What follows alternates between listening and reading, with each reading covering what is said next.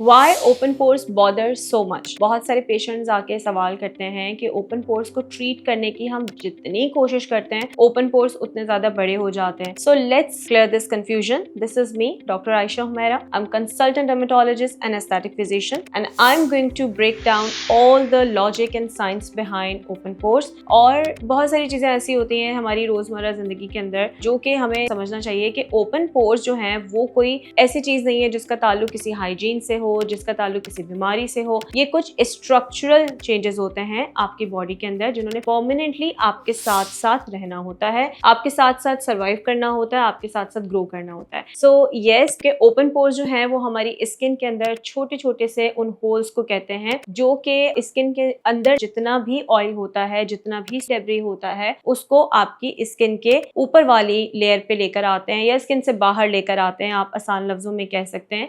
So open pores इसलिए आपकी skin के ऊपर जरूरी होते हैं. लेकिन जब इनका साइज बहुत ज्यादा बढ़ जाता है तो ये बहुत ज्यादा नुमाया होने लगते हैं. आपके चेहरे के मेकअप की लेयर से भी ये आपको नजर आ रहे होते हैं और जितना ज्यादा आप इसको कंसील करने की कोशिश करते हैं ये उतना ज्यादा वाज़ेह हो जाते हैं. तो क्या रीजन है ओपन पोर्स जो है वो हमारे क्यों ठीक नहीं होते, आज हम इसके ऊपर डिटेल बात करेंगे. ओपन पोर्स के सोल्यूशंस पर आने से पहले मैं इनके रीजंस या कॉजेस के ऊपर बात करूंगी. ओपन पोर्स की जो मेन वजह होती है उसके 3 रीजंस होते हैं बेसिकली. एक होता है जेनेटिक्स. जेनेटिक्स के अंदर अगर ये आपकी मदर को है, आपके फादर को है, आपकी फैमिली हिस्ट्री के अंदर रन करते हैं देन डेफिनेटली ये आपको बॉदर करेंगे क्योंकि इसका ताल्लुक आपकी जीन से है, इसका ताल्लुक किसी भी और रीज़न से नहीं है.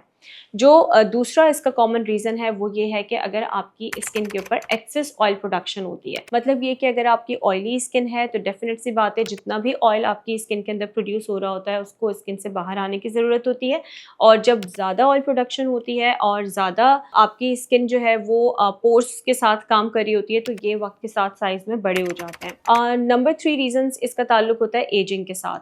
यस, जब आपको कोलेजन प्रोडक्शन स्लो डाउन होती है या स्किन के ऊपर से कोलेजन या इलास्टिन लूज होना शुरू होता है या उसका नेटवर्क ब्रेक होना शुरू होता है तो आपके पोर्स खुल जाते हैं. अदर फैक्टर्स के अंदर सन डैमेज है, अगर आप सन ब्लॉक का इस्तेमाल नहीं करते, आपका एक्सेसिव सन एक्सपोजर है, आपकी लाइफ में स्ट्रेसेस बहुत ज़्यादा हैं, आपका कोर्टिसोल लेवल बहुत हाई है और इसके साथ साथ अगर आप ऐसी प्रोडक्ट्स का इस्तेमाल करते हैं अपनी स्किन के ऊपर जो बहुत ज़्यादा आपकी स्किन के लिए हार्श है, जो आपकी स्किन को सूट नहीं करती, जिसमें कुछ ऐसे स्क्रब्स शामिल हैं, कुछ ऐसे एसिड्स शामिल हैं जिसके ऊपर मैं आगे जाके इस वीडियो के अंदर बात करूंगी.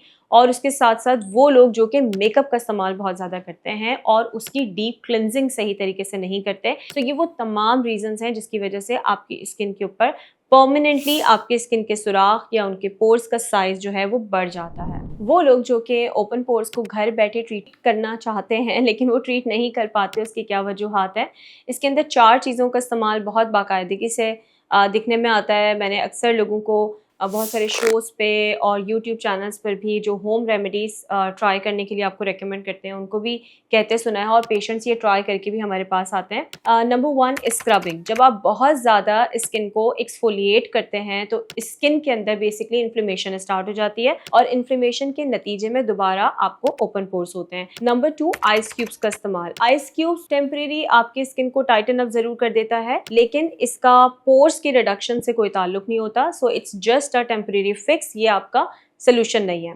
नंबर 3 ऐसे इंग्रेडिएंट्स का इस्तेमाल जहाँ पे आप ओवर वॉशिंग करें या कुछ बहुत सारे लोग जो हैं वो बार बार हाई कॉन्सेंट्रेशन के अंदर सैलिसिलिक वॉशेस का इस्तेमाल करते हैं, तो इस तरह से ओवर वॉशिंग करने से भी आपकी जो स्किन के पोर्स हैं वो बड़े हो जाते हैं. पोर स्ट्रिप्स का इस्तेमाल किया जाता है जो कि आप समझते हैं कि शायद इससे हमारे पोर्स रिड्यूस हो जाएंगे. वो सिर्फ और सिर्फ सुपरफिशियली आपके ब्लैकहेड्स को रिमूव करते हैं, ये आपके पोर्स का सोल्यूशन नहीं है. सो यहाँ ये समझना बहुत ज़रूरी है कि पोर्स का ताल्लुक हाइजीन से नहीं है, ये स्ट्रक्चरल चेंजेस हैं. So let's focus on the ingredients rather than scrubbing and over exfoliating और कुछ ऐसे हार्श केमिकल्स का इस्तेमाल जो कि कुछ नहीं करेगा, सिर्फ आपकी स्किन की पीएच को डिस्टर्ब करेगा और आपके स्किन पे जो हेल्दी बैक्टीरिया होते हैं, जो गुड बैक्टीरिया होते हैं वो कॉम्प्रोमाइज हो जाते हैं. तो इसीलिए आपको इंग्रेडिएंट्स पे फोकस करने की जरूरत है. आपको कुछ ऐसे एस्थेटिक फेशियल्स लेने की जरूरत है, कुछ लेजर्स या ऐसे ट्रीटमेंट्स जिसके अंदर आपका कोलेजन प्रोडक्शन हो. मैं बिल्कुल बात करूंगी होम केयर के ऊपर भी कि घर बैठे हुए आप कौन से इंग्रेडिएंट्स इस्तेमाल कर सकते हैं जिसके नतीजे में आपके पोर्स जो हैं वो किसी हद तक आपको फ़ायदा दे सकते हैं। सो इस वीडियो के आखिर में आपके पास एक स्मार्ट प्लान होगा,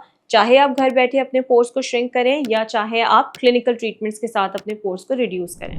Now coming to the solution. Open pores can be frustrating but it is not impossible to treat. So right clinical जो हमारे ट्रीटमेंट्स होते हैं उसके साथ अगर हम आपके स्किन केयर को मर्ज कर दें so open pores ट्रीट भी हो सकते हैं और फ्यूचर के अंदर आपको ये प्रॉब्लम मजीद नहीं बढ़ता। So clinically एस्थेटिक मेडिसिन के अंदर इसके बहुत सारे एडवांस ट्रीटमेंट्स हैं। अगर मैं बेसिक ट्रीटमेंट्स की बात करूँ तो केमिकल पील्स क्लिनिक के अंदर अगर आप कराते हैं तो वो कैलकुलेटेड अमाउंट के अंदर टेलर्ड होती है according to your skin type, according to your concern. So अगर आप उसके 3-4 सेशंस भी लेते हैं तो आपको एक वाज़ेह डिफरेंस फील होता है अपने लार्ज पोर्स के अंदर। कभी कभी ये जो पोर्स होते हैं बहुत ज़्यादा बड़े साइज़ के हो जाते हैं, स्टबन हो जाते हैं, तो उसको देखते हुए हमारे पास डिफरेंट लेजर्स अवेलेबल हैं, डिफरेंट नीडलिंग डिवाइसेस अवेलेबल हैं जिसमें सिल्फर्म एक्स है, वर्चू RF है, इस तरह के जो माइक्रो नीडलिंग डिवाइसेस हैं जो कि रेडियो फ्रिक्वेंसी के साथ आपकी स्किन पे जब हीट रेस को डिलीवर करती हैं, सो उसके नतीजे में आपकी स्किन के अंदर कोलेजन प्रोडक्शन होती है और आहिस्ता आहिस्ता आपके जो पोर्स हैं वो श्रिंक होते चले जाते हैं। There are few skin care ingredients जो कि अगर आप बाकायदगी के साथ डेली बेसिस के ऊपर इस्तेमाल करते हैं तो आपके पोर्स के अंदर एक वाज़ेह डिफरेंस नज़र आता है। लेकिन definitely skin care products overnight काम नहीं करती, इसके साथ आपकी कंसिस्टेंसी बहुत ज़रूरी होती है। My favourite ingredient is niacinamide that I always talk about. Niacinamide अगर आप रेगुलर बेसिस के ऊपर नाइट एप्लीकेशन में 2 to 3 ड्रॉप्स का इस्तेमाल करते हैं तो आपकी स्किन के ऊपर एक्स्ट्रा सीबम प्रोडक्शन भी कंट्रोल होता है और उसके साथ साथ आपके पोर्स भी श्रिंक होते हैं। अगर आपकी स्किन के ऊपर इन्फ्लेमेशन है तो पोर्स को ट्रीट करना थोड़ा सा चैलेंजिंग हो जाता है। इस केस के अंदर कुछ ऐसे इंग्रेडिएंट्स हैं जो कि आपको हेल्प आउट कर सकते हैं, जैसे कि सेंटिला एसियाटिका विद हाइलुरोनिक एसिड। हमारे पास इन कॉम्बिनेशन ये सिरम स्किन वर्जन की प्रोडक्ट्स रेंज के अंदर मौजूद है। अगर आप इसको इवनिंग टाइम में अप्लाई करते हैं तो आपकी स्किन की इन्फ्लेमेशन भी सबसाइड होती है और उसके साथ साथ आपके पोर्स भी श्रिंक होते हैं। My favourite ingredient is vitamin C. Vitamin C क्योंकि कोलेजन प्रोडक्शन करता है और उसके साथ साथ हमने रिसेंटली स्किन वर्जन के अंदर एक सिरम लॉन्च किया है जिसके अंदर विटामिन सी टर्मरिक के साथ एडेड है। टर्मरिक के अंदर आप सबको पता है कि एंटी इन्फ्लेमेटरी प्रॉपर्टीज़ हैं, सो अगर आप उसका कॉम्बिनेशन मॉर्निंग टाइम पे इस्तेमाल करते हैं मीन से घर से निकलने से पहले, लेकिन उसके ऊपर सन ब्लॉक की लेयर ज़रूर लगाइएगा ताकि विटामिन सी ऑक्सीडाइज होकर आपकी स्किन के ऊपर कोई पिगमेंट ना बनाए। तो आप थोड़े से ड्रॉप्स अपनी स्किन के ऊपर लगा के निकलते हैं, उसके ऊपर सन ब्लॉक एप्लीकेशन करते हैं तो आपको सन प्रोटेक्शन भी रहती है और साथ साथ मॉर्निंग टर्नओवर आपका कोलेजन प्रोडक्शन बूस्ट हो जाता है। Fourth ingredient is retinol.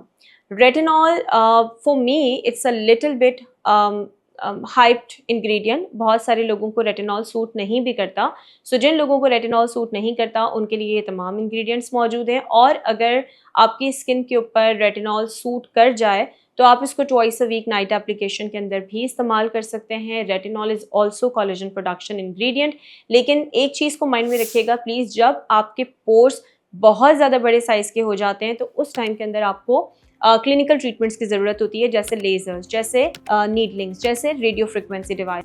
अगर आपको अर्लीस्ट स्टेज के अंदर स्टार्ट हुआ है तो यह आपको स्किन केयर प्रोडक्ट से इन फॉर्मुलेशंस के साथ काफ़ी हद तक फ़ायदा हो सकता है। आई होप कि इस वीडियो के अंदर हमने बहुत सारे एस्पेक्ट से ओपन पोर्स को कवर किया होगा और अगर स्टिल आपको कोई कन्फ्यूजन है और आप ये चाहते हैं कि क्लिनिकली आपको एडवाइस मिल जाए, हमारे नंबर्स मौजूद हैं, आप इन नंबर्स पे मेरी टीम से रब्ता कर सकते हैं, वीडियो कंसल्टेशन भी बुक कर सकते हैं और आप आकर मुझसे फिज़िकली कंसल्टेशन भी ले सकते हैं।